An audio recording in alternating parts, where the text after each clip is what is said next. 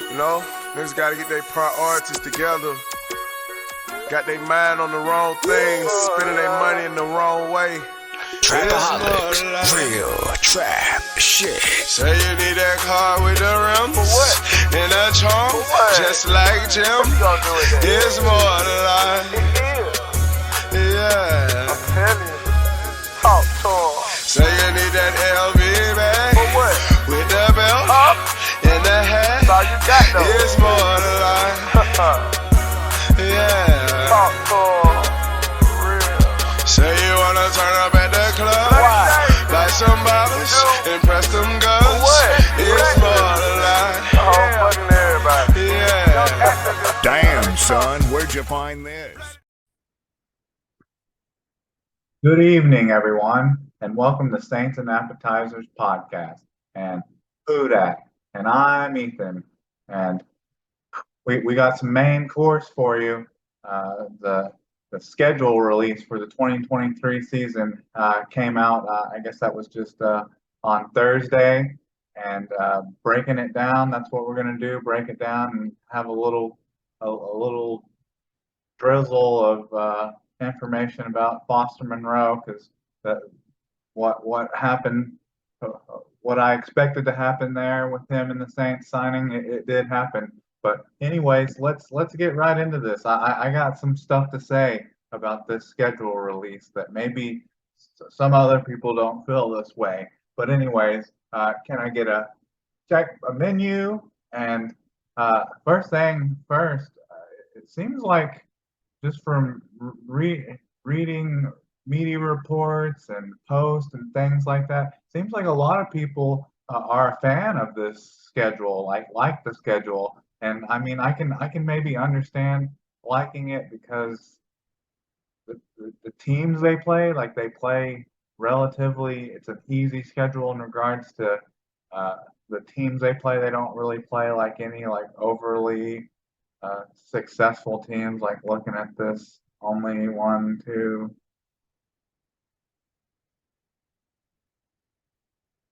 only four. It looks like four of the 18.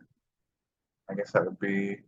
I guess having to add in the Buccaneers in there twice, so you only play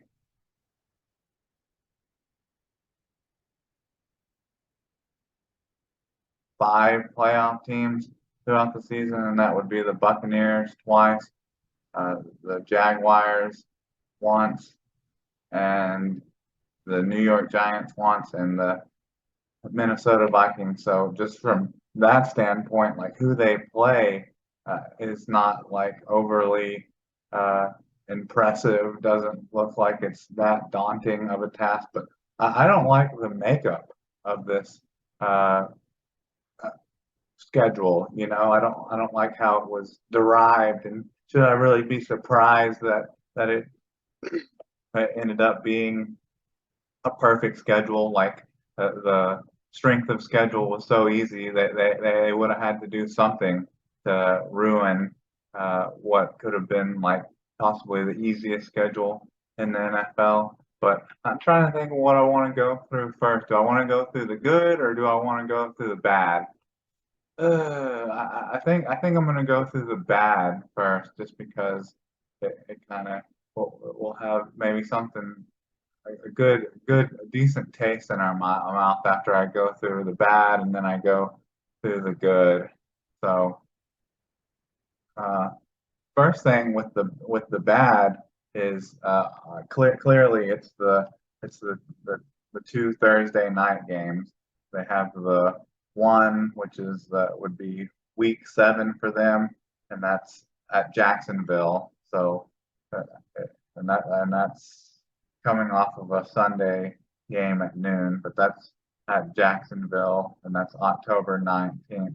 So and it's on the road as well. So it's on the road, and the percentage and the history of teams that play on Thursday night on the road is not very good at all. But okay, so I understand that every team plays at least one game on Thursday night, and yeah, okay, that's good. Their luck wasn't good on getting that Thursday night game at home. But then they end up having to play another one, and this is coming off of week 15, a game at noon. Okay, that's not horrible. But then you play another Thursday night game, and this would be week 16. This is after their bye, and you play again on the road at Los Angeles, the Rams.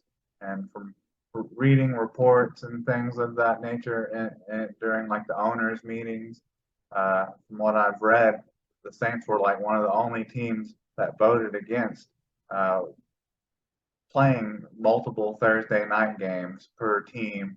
Or I guess that probably, if that happened and the schedules went to like 18 games, I wouldn't be surprised if every team played 2 Thursday night games a year. And of course, so the Saints vote against that. And what do you know? They have 2 Thursday night games, and both are on the road. So it's one thing to have the 2 Thursday night games, but it's another for them to both be on the road. Like I just don't, I don't understand that, how their luck of the draw was so terrible on that. So, people kind of categorize Thursday night games, I guess those because they're after 6 p.m. or so, or later, depending on what part of the country you live in. So they label these Thursday night games as prime time games. And like, yeah, most of the time you think prime time, like that's a positive way for your team to get seen. And if they're good, maybe that draws more attention to them. But that's not even really the case anymore with prime time, because these games are like exclusive to Prime Video, so people can't even see them. Your average viewer won't even see this game because it's you have to have a special streaming service to see it now. So and the fact that they play both of these Thursday night games on the road, it's more of a punishment than it is like a reward, getting to play on, quote unquote prime time. But yeah, so they play those 2 games, so that counts as 2 primetime games, I guess. And then week 2, they play Carolina. Let's see. So I'm going on this rant here. They actually play Carolina at on the road, and then they play.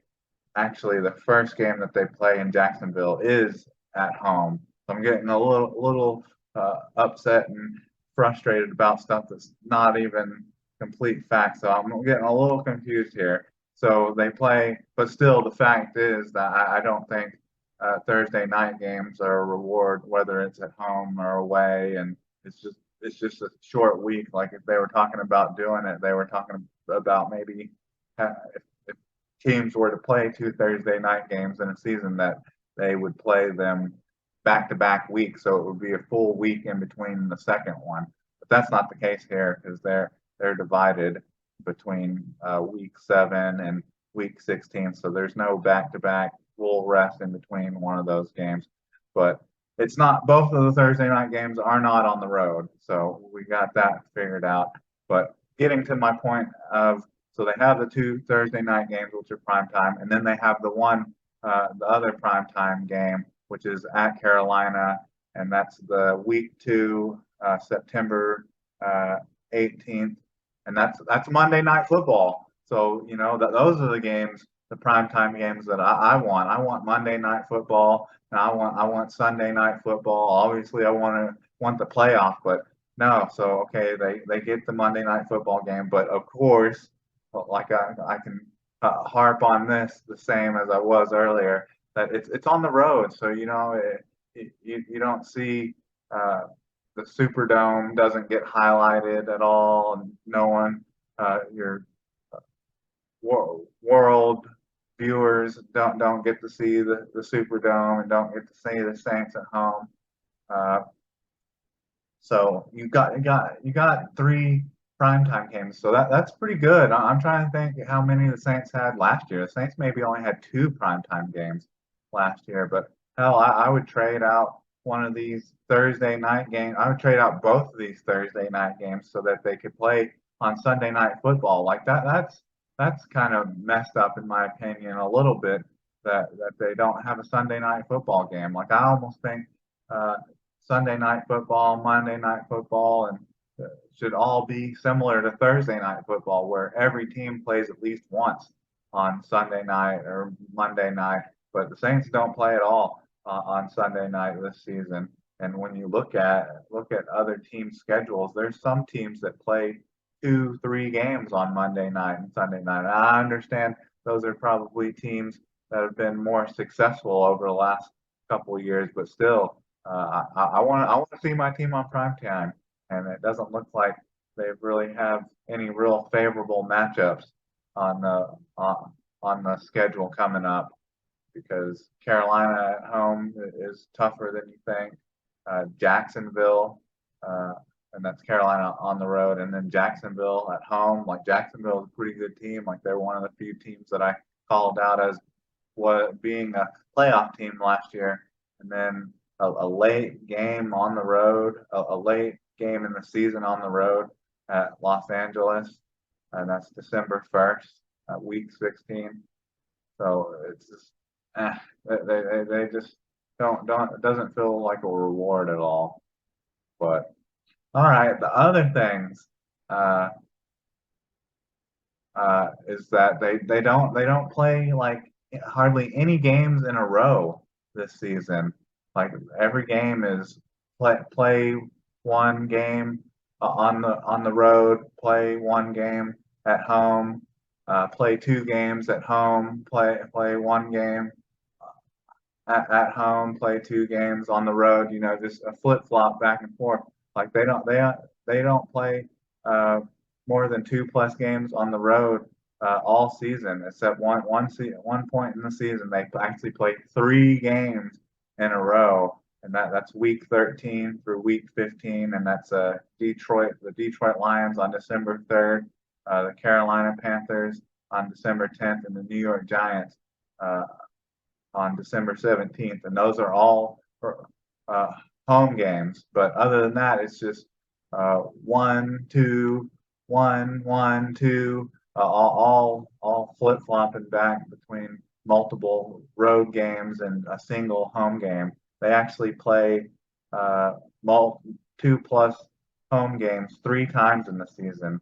The first one being week 2 to week 3, and that's Carolina Saints at Carolina September 18th, and Saints at Green Bay September 24th. And then just a week later, a week in between, they've actually playing a game at home on Sunday, October 1st against Tampa Bay. But then they're on to playing multiple games on the road again. Then they play.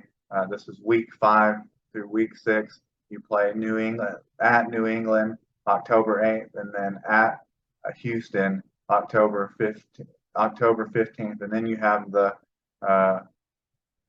one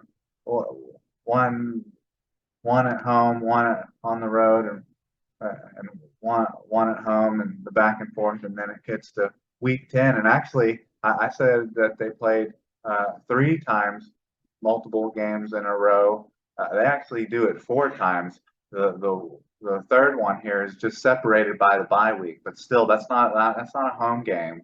So it's separated by a bye week, and you play. So you play on Sunday, week 10, a noon game, November 12th at Minnesota, and then you got a bye week in between. And of course, coming off your bye week, you're playing on the road. So once again, it's two road games in a row, and that's week 12, Sunday at noon, November 26th at Atlanta.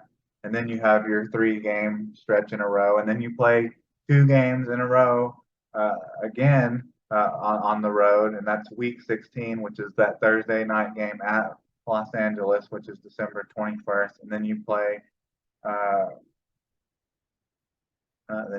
week 17 Sunday noon game December 31st at Tampa Bay. So that's what's got me mostly irritated and annoyed with this season, with this schedule, is just because of the really not getting any chance to rest or get settled when you get at home. You only have like one week, a couple days, and a game at home, and then you're right back on the road pretty much all season until that week 13, week 15 stretch. All right, let's talk about some of the good. That was a lot outpouring about the negative of this season because, uh, like I was saying before, it seems like a lot of media people, a lot of fans are really like they're excited about this schedule, like they like this schedule, but and think, oh, the Saints are guaranteed to win at least 10 plus games, or they better go 13-4. Uh, yeah, 13-4, or Dennis Allen and the whole coaching staff needs to be fired. But I just don't see it being as great of a schedule as a lot of people are talking it up to be. Like when I look at this, I see maybe double-digit wins, but it's not going to be as easy as everyone thinks. So let's go to the good. So the start of the good is, well, the first game is at home, so that's nice. September 10th, uh, the Tennessee Titans play at New Orleans, and that's on Sunday, September 10th. So that's always good to get your first game at home. You always want to win those first 2, 3 games. You can start the season like 2, 3, 4-0, and that's a really good indicator whether a team is going to be a playoff team or not. So always being able to try to get that first win, and if it's at home, that maybe makes it a little bit easier. So that's nice that they play that game. The first game of the season is at home, and it's against Tennessee, who is a team that kind of struggled last year and has some question marks at quarterback with Will Levis and Tannehill and Malik Willis. So be surprised, be interested in seeing what Tennessee Titans look like, whether they're going to be a good team or going to be a bad team. And I believe if Derek Henry is healthy for this game, this will be actually the first time that he's played against the Saints in his career. Even though I think the Saints have played the Titans a couple, like maybe 2 times since he's been in the league, but just every time they've played him, he's been hurt or they've been resting him for the playoffs. So that should be an exciting season opener. I'm excited to see that. Good test to see what the Saints are, and the Tennessee Titans still, whether they're having issues with Derrick Henry's health or Tannehill's health or who else is going to be their quarterback. They still have a good defense, so it'll be a good barometer of how good the Saints offense is, I think. So, and then the next good thing is they play all their poor weather teams that have like stadiums outside. They play them all early in the season, so that's a great thing. Always talking about how the Saints don't play well outside, and they're a fair weather, they're only a good weather team, and I believe that even uh, Derek Carr has like somewhat of a bad record against uh, teams, cold weather teams, and he's kind of acts kind of like Drew Brees when he puts on the gloves. Like that was always a bad sign with Drew Brees back in the day. If he ends up having to wear gloves because it's cold out, then you can probably predict that it's not going to be the best performance from Drew Brees, and that usually was the case. I think Derek Carr has a little bit of that in him, but going through like their cold weather teams that they play, that they get out of the way early in the season. Thankfully, they get out of the way early in the season, and the first one is Green Bay, Week 3, September 24th. So that's early in the season, and then the next one is Week 5 against New England at New England, and that's a noon game, October 8th. So that's Week 5. That's early in the season. And just going through the rest of this list, they don't play really any other cold weather teams. Pretty much all of these other teams are good weather teams, or they play in the dome, in a dome. They play indoors. Like when looking at their schedule, they only play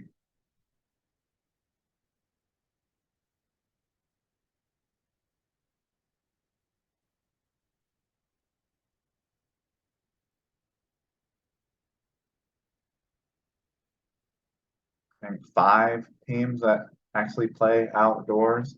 They play Carolina, which is week 2, so it shouldn't be an issue with whether they play them week 2. They play Green Bay week 3. They play New England week week 5.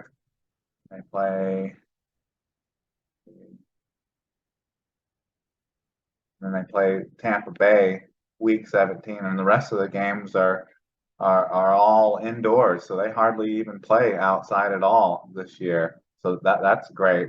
There shouldn't be any kind of an excuse about them not playing indoors or having to play in bad weather. Even though I guess there could still be bad weather in week 17 against Tampa Bay. I mean, it could still rain. It could always still rain.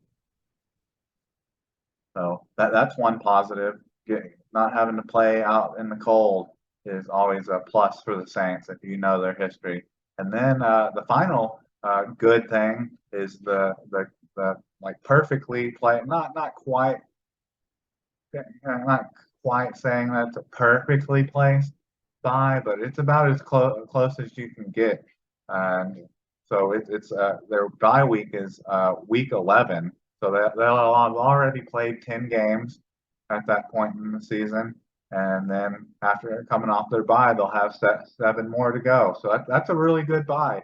Last year it was kind of late, it was week 14. The team was decimated and beat up with injuries, and it was like hell. You had your bye week, and hell, it seemed like they came back even less healthy during that season. So at week 14, having it, you only have like 4 more games left to play during the season. So that one was a little late, but I also don't like having the ones where you have your bye week like in week 4 or week 5, and then you have like just a gauntlet of having to play. Let's see, if it was in week 5, you have to play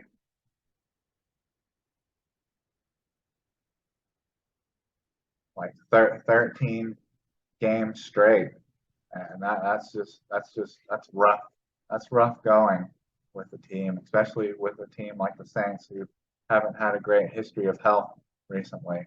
But like I said, there's a lot of people that love this schedule, and I'm not one of those people really. I'm kind of in the middle to almost disliking it.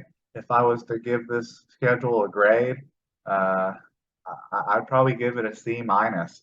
Like I see a lot of people out there saying it can't be any less than an A, or I give it a solid B. But uh, the only thing that I really like about this schedule is that they start the season at home, and that's really the and just the opponents, the strength of the opponents. But really, other than that, I don't see too many positives in how the schedule has been constructed. So, okay, that's enough of the schedule talk. There was a little positive at the end to maybe send you home for the night, but wanted to talk about our guy, maybe for a little while, because hopefully he doesn't have any issues with his Hodgkin's lymphoma or Foster Monroe. We don't have to worry about him signing with the Saints anymore, because I've been saying for weeks now that, like, if he's going to sign with any team, or if he's going to come back or anything like that, it's going to be the Saints, and that happened. That happened. Uh, that happened like on Wednesday, I think. I think when exactly. that happened? That happened on Wednesday, or maybe even earlier in the week. That may have even happened on the weekend. But anyways, the Saints have come to uh, terms with Foster Monroe on a contract that's 3 years worth 12 million, including 8 million guaranteed and 3 million incentive. So that's pretty good. I'm interested to know if he would have gotten a better contract if he would have been healthy, but I guess that's all irrelevant. But that's awesome that the Saints got to be able to sign him, and that they get to be the team that he goes. Hopefully, is able to go forward in his career with. Hopefully, he's healthy. I've read some reports saying that Dennis Allen saying that he shouldn't have any limitations come training camp. Still, got to keep fingers crossed that he doesn't have any kind of setbacks or anything like that. But the Saints go from having a pretty big hole at the tight end position because they weren't able to draft one or hadn't signed one in free agency yet, and then they turn around and sign. Besides the Hodgkin lymphoma, probably signed the last really good tight end left in free agency. So I'm excited about that. I'm excited that he returns to the Saints. He gets to come home playing at LSU for his career, and I think he was possibly born in New Orleans. I think. I'm trying to remember. Always having stuff to remember these players.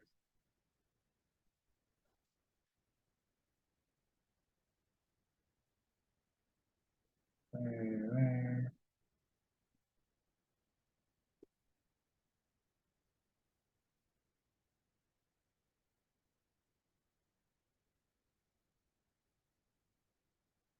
Just trying to always fact check.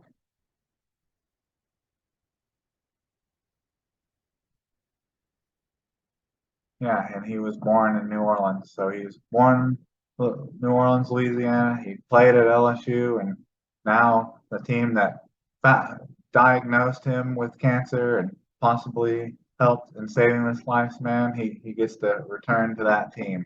So that's great. I'm excited. I really will just quick glance at this team. There really aren't any like glaring holes or glaring needs anymore. So I'm excited about this. I'm excited about this upcoming season. Regardless of the formulation of the season, I think the Saints are good enough that they can still win double-digit games, regardless of how the season's been formulated. Because really, just you never know how teams are going to improve year to year. So there's always going to be teams that you thought were going to be horrible that end up being good, or there's teams that you thought were going to be good that end up being horrible. So the Saints season could very well run into some speed bumps of teams that they didn't think were going to be good, or there really hardly are very many good teams on their schedule to say like, oh, well, we thought this team was going to be good and now they're bad. So if I was to guess, it's probably going to be more of the latter where you thought they were going to be bad and they're going to be good. But I'm ready. There's 100+ days. I think 118, 117 days till the start of the season. So I'm ready. I'm excited. But anyways, I think that's all I got for you. Who dat? And can I get a check, please?